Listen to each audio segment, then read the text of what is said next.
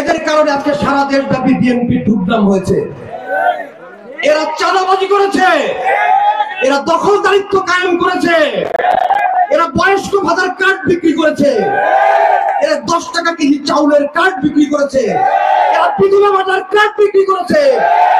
যেই নেতার কাছে 10 টাকা কেজি চাউলের কার্ড নিরাপদ না, ওই নেতার কাছে নেতৃত্ব কোনোদিন নিরাপদ হতে পারে না।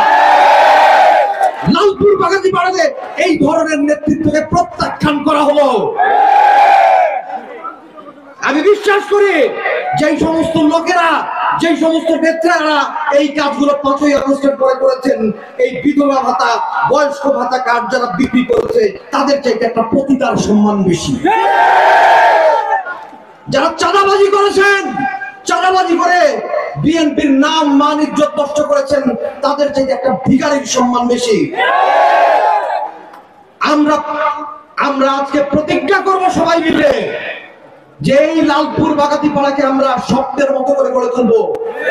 যেই লালপুর বাগাতি পাড়াতে আমার কোনো মা বোনকে, আমার কোনো ভাইকে, আমার কোনো দাদু দিদিকে কোনো সরকারি সেবা পেতে বা কোনো